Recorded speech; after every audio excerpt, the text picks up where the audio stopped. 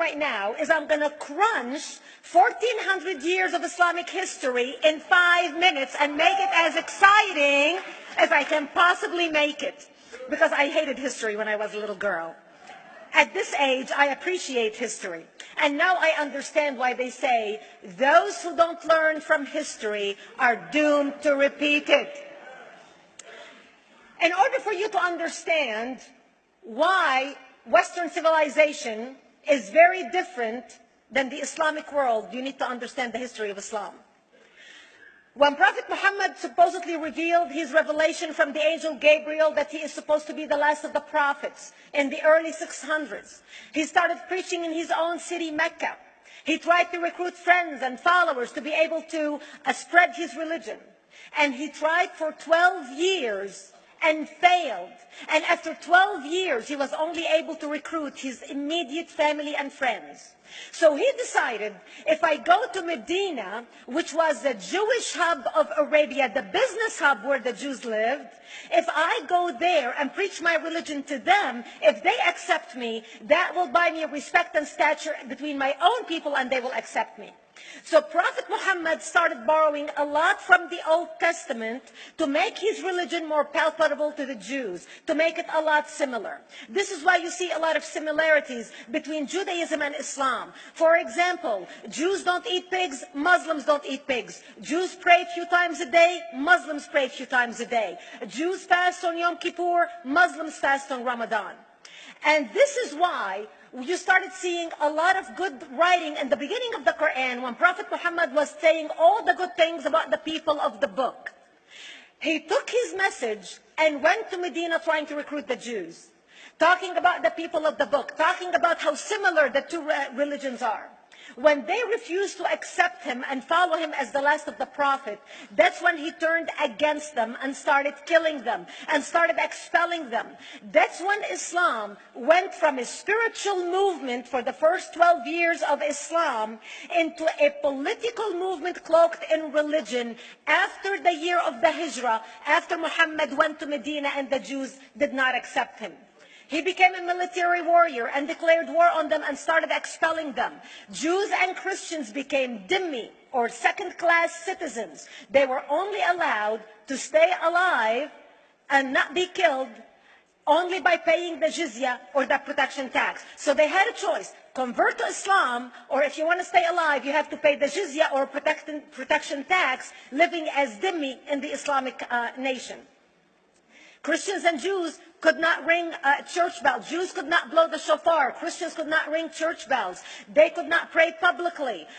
Christians and Jews could not gather together and build new churches or new temples.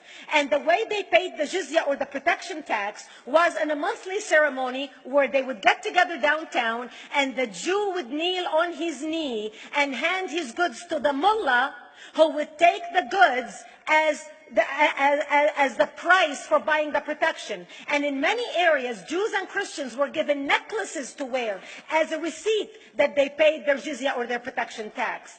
Jews considered najis under Islam. Najis is bodily fluid. Najis is garbage. Najis is dogs. Najis is dirty. So Christians and Jews were treated as second-class citizens. Islam continued to grow. As Islam grew, more people became dhimmi, or second-class citizens. Jews and Christians were given identifiable clothing. The yellow star, which was given to the Jews, that most people think is a German invention. It was actually an Islamic invention in the 9th century in Iraq by the second Khalif, Khalif al-Mutawakkil of Iraq, who invented the yellow star for the Jews to be identified as they walked down the street. Because Jews were considered najis, if a Muslim man or a Jew walked on the same side of the street, the Jew had to cross the other side so the Muslim man can walk, so he's not dirtied by the filth of the Jew. Christians were given the zunnar, the belt, which most of you men are wearing right now. That was an Islamic invention for the Christians. Islam continued to grow. They went all the way to Jerusalem. They conquered Jerusalem. Christians couldn't ring their church bells in Jerusalem. The Pope in Rome in 1090 told the Christians, how could you sit idly by and allow your brethren to suffer like this in the Holy Land? You need to go liberate the Christians. You need to go help the Christians. That's why the Crusaders were launched. The Crusaders were not launched because they just felt like waking up in the morning and going and converting a bunch of Muslims or beheading them. The Crusaders were launched to liberate Jerusalem. And they were able to liberate Jerusalem for less than 100 years before Salah ad-Din al-Ayyubi, Saladin, took it back, and Jerusalem remained under Islamic control until 1967, when the State of Israel liberated Jerusalem, where Christians, Jews, and Muslims could pray under the same sky.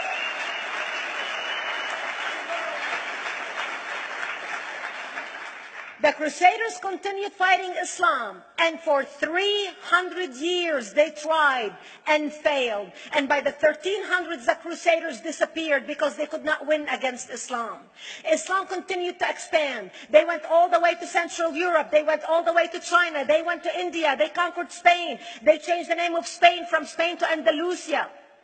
And they started, as they advanced, as they conquered more nations, more people paid the jizya, or the protection tax. And this is how the Islamic Empire grew. It went all the way until they were stopped at the gates of Vienna on 9/11. 9/11 is not a date that Osama bin Laden just picked out of a hat. 9/11 is a symbolic date in the Islamic calendar. By the 1600s, Islam had covered more of the earth's surface than the Roman Empire did at its peak. Between the 1600s and the 1800s, the Europeans were experiencing the European Industrial Revolution, where the Europeans were able to invent products on factory lines, where they are able to make money and sell products, which gave them the money to build a strong army in order to fight the Muslims. And that's how they were able to stop them at the gates of Vienna on 9/11. The Europeans started the pushback against Islam. They pushed them out of Europe. They pushed them out of all the way to the Middle East and North Africa. By 1924, the Islamic Empire ended. In 1924, the Islamic Caliphate ended in Turkey by President Ataturk, who was a secularist. He ended the Islamic Empire, and he gave women rights to vote. He gave women a right to an education, a right to work, a right to choose a husband. He forbid women from wearing the hijab. He forbid men from wearing the beard. The Muslims hate him so much that they consider him a Jewish agent, because they believe that his mother in her bloodline was Jewish, and that was the influence on Ataturk. By the time the Islamic Empire, or the Islamic Caliphate, or the Islamic State ended in 1924, the Islamic Caliphate had existed for 1400 years, and it ended less than 100 years ago. By the time the Islamic Caliphate ended in 1924, 270 million people around the world were killed by Islam. 270 million. And we didn't have weapons of mass destruction, and there was nuclear weapons. All of these people were killed, butchered by the sword. The people in the world, less than 100 years ago, how many people knew this history? Please raise your hand. We in America have failed to educate our children about history. We in America failed to educate our population about history. Our children in high school, you take any 17, 16-year-old kid, 18-year-old kid, and ask them about World War II. They can't even tell you what happened in World War II. For them, it's ancient history, and we still have our World War II veteran walking among us. That's how little we know of history. Islam ended in 1924, the Caliphate. People thought the Caliphate will never be resurrected. The Caliphate will never come back. But two things happened in the Middle East in the last century that made the Islamists be able to resurrect the Caliphate. Number one is the discovery of oil in Saudi Arabia, which we were able to discover and were stupid enough to allow them to nationalize it. And the number two that happened was Ayatollah Khomeini coming to power in 1979. That gave the Islamists the money and also the spiritual covering in order to explode on the world stage. And people say, oh, well, the Wahhabis exported their Wahhabi radical religion. The Wahhabis are the name of Wahhab. They're not a different sect of Islam.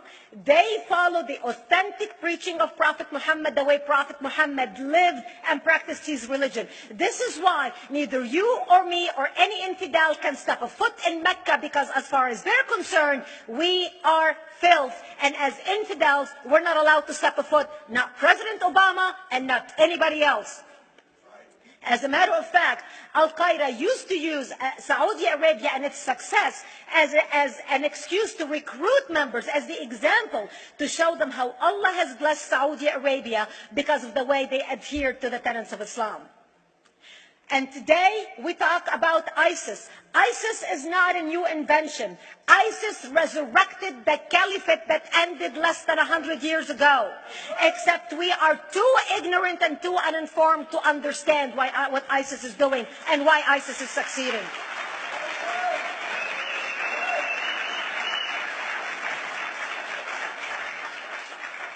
Two things you need to understand about Islam and the principles of war in Islam. One is the law of taqiyya, which means lying and deception. It means that a Muslim man can lay his hand on the Quran and swear that he is telling the truth, knowing that he is lying, but also knowing that the Quran will forgive him because he is advancing the cause of Islam.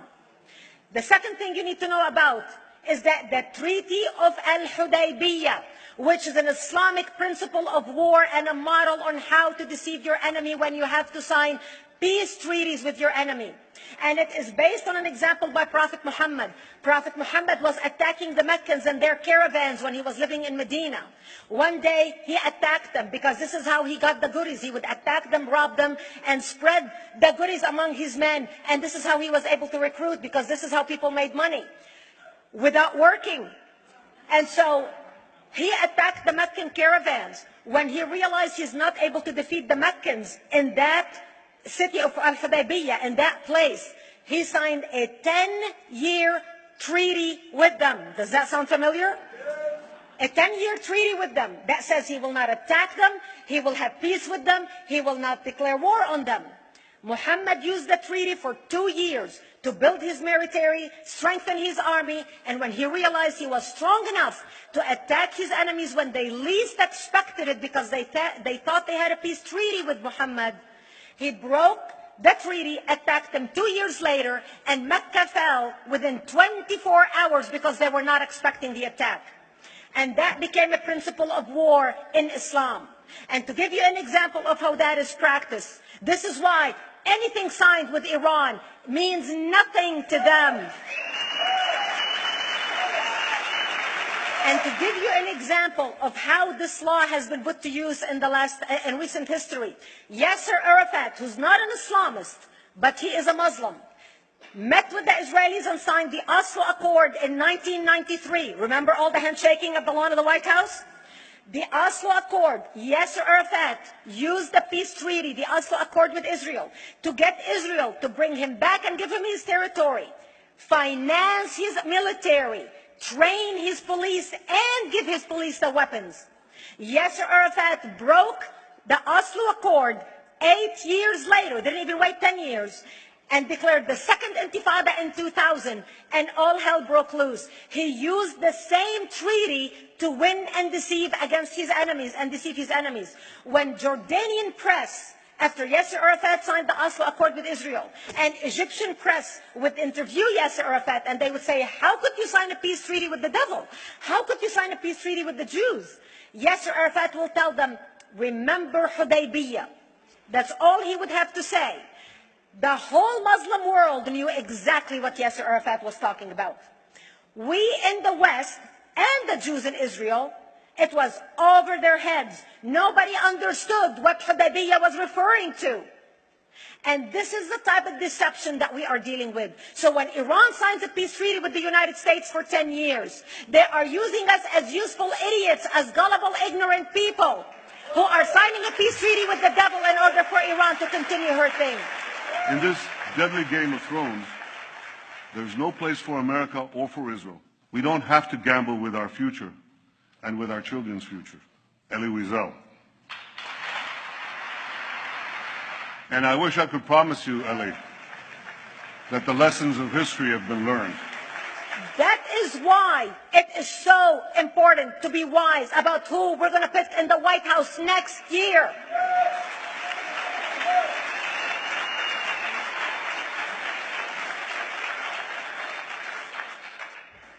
This is why it is very important that whoever we're going to elect next year to office, that the next president be well informed about the history of radical Islam, understand our enemy, understand what ISIS is all about, understand what their end goal is. And this is exactly, people are wondering how come ISIS is having such success recruiting people from all over the world. They exploded all over the world.